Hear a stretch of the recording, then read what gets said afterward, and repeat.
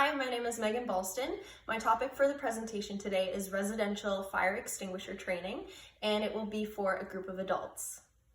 Hi everyone, my name is Megan Balsdon. I am with Central New York Fire Services. I've been with them for over 10 years now, and today I'm going to be giving you some fire extinguisher training. I know you are all probably thinking, oh, this is probably going to be common sense stuff, but it's actually extremely important for you to know. An untrained civilian can really cause a delay in the notification of fire services, and it can actually just be a lot dangerous if you're trying to work a fire extinguisher and you really don't know how to.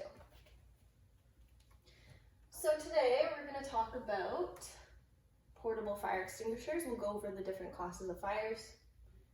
We are going to go over maintenance and placement. We're also going to talk about when and how to properly use a fire extinguisher, which is probably the most important thing, is how to use one. Followed by this, we're going to actually do some practicing using a digital fire simulator. It'll be about 25 minutes long. I'll be controlling the fire simulator and you will actually get to use your fire extinguishers to practice. And then after that, we're going to test your knowledge. I have a Kahoot trivia game. It's an online game, so you can actually use your phone or laptop or whatever you prefer. And that will just give us a sense of what you guys have learned today. And then we'll also be open for discussion and questions after. So there's also some safety considerations for today.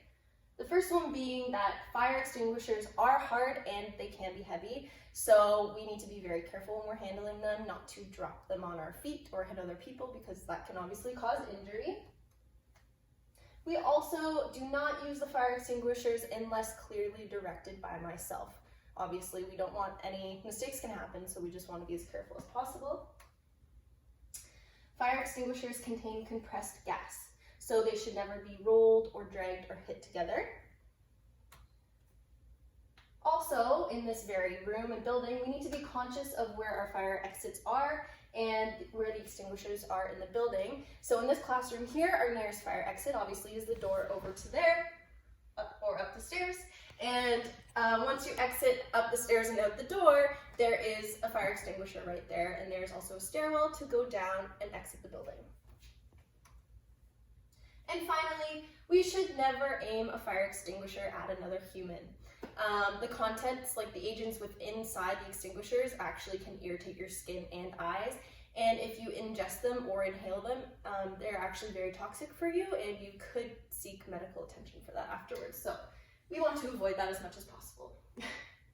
So we're going to talk about our portable fire extinguishers. There are 5 specific classes of fires, and we'll go over which extinguisher you would use for each fire. So the first one, Class A, is ordinary combustibles. This will be indicated with a green triangle. And this would be for, average fires containing wood, plastic, cloth, rubber, paper, that sort of thing. The next one's Class B, flammable and combustible liquids or gases. This will be marked with a red square, and it's for fires that would involve gasoline, grease, oils, paints, that sort of thing. Next, we have Class C, energized electrical. So it's marked with a blue circle, as you can see here, and these are going to be for electrical fires, so anything to do with wiring or an electrical panel, anything like that. The next one is Class D, combustible metals. This one, you will notice, has a yellow star. And this is for combustible metal fires, so aluminum, magnesium, those sort of metals. And finally, the easiest one to remember, I think, would be Class K. It's for kitchen fires, K for kitchen.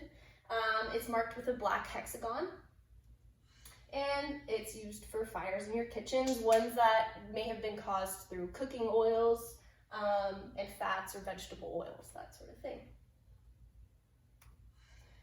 Finally, the most commonly used extinguisher is the multi-purpose ABC extinguisher. So it is the most commonly used by all because it covers A, B, and C class fires.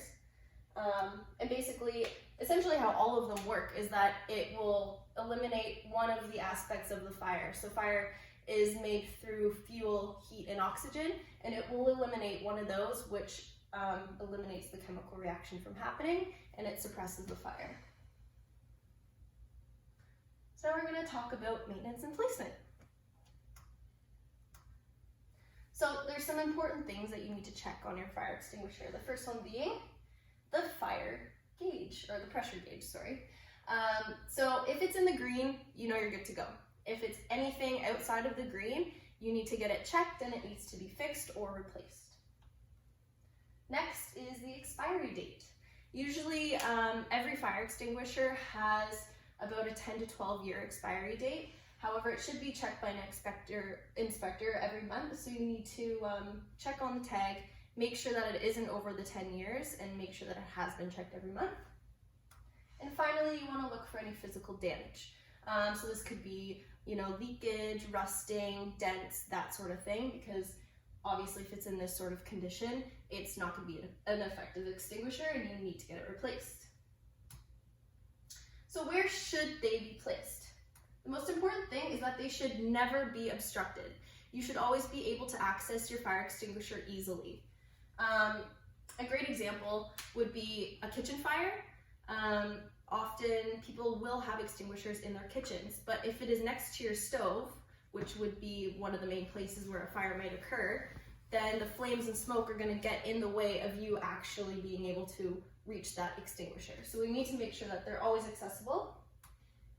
If they're under 40 pounds, they can be mounted no more than 5 feet off the ground. And if they are over 40 pounds, no more than 3.5 feet. And all extinguishers should be less than 4 inches off the ground. So when should you use a fire extinguisher? Have any of you experienced a fire in your kitchen before? You over there? Yeah, this one time my mom was making something, I think it was the first time she'd ever made it actually, but it did cause a little bit of a kitchen fire. Oh man. And how did you feel? Did you feel okay to use an extinguisher or not at all? I wasn't really comfortable. Thank goodness my dad was home, because we were going to use some water originally, but I know that that's not good to use with grease fires, so thank goodness he was around because he was able to suppress it properly. Yeah, that's a good thing you guys know that. So you should only use it after you've called 911. I hope your family called 911 previously before you started using the fire extinguisher, because that's the most important thing. Because say you don't call 911 and you decide, okay, I'm going to use my fire extinguisher, it's going to work, we'll be fine. Well, what if it isn't fine? What if it becomes a bigger fire? Then that's more time that it'll take for the fire department to get there than it would have if you had called them first. So that is the most important thing. You should only use the extinguisher after you call 911. It also only should be used for small contained fires. So once you see the flames starting to reach other objects in the room or the ceiling, you need to get out right away. Don't try to be the hero. The fire department will come. You are more important than your belongings. And finally, you can safely be between the fire and the exit, and that is the only time that you should be using it. So if you cannot get between the exit and between the fire, you should not use your fire extinguisher. How do you use a fire extinguisher? I think this is kind of why we're all here, and this is the big question that we're wondering. And you just need to remember one specific word: PASS. So PASS is an acronym that we use. It stands for pull, aim, squeeze, and sweep. So pull, I'll show you here with my handy dandy fire extinguisher. You pull the pin on the side, right here. You pull it completely out and it unlocks the fire extinguisher. And then you will aim. So you pull this puppy out, and you'll aim the hose at the base of the fire.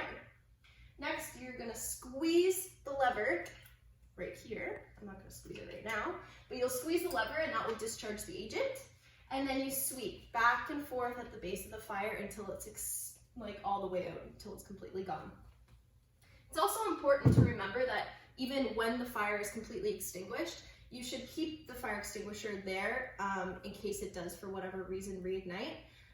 Or if you're going to leave it, then you still need to exit the building. You shouldn't be inside, and you need to wait for the fire department to get there. All right, so we're now now going to move on to our evaluation portion. We have a couple activities planned. So the first thing we're going to do is our fire extinguisher practice with the use of the indoor digital fire simulator, which I'm going to control. It's going to be a lot of fun and it'll give you some hands-on training. After that, we're going to do our Kahoot online trivia game.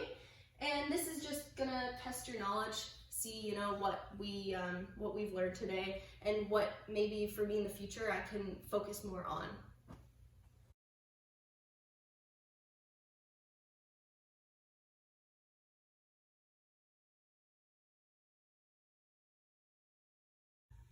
Awesome, you guys did so well in our practice session, and you really proved to know your knowledge in the Kahoot, so I was really happy with that.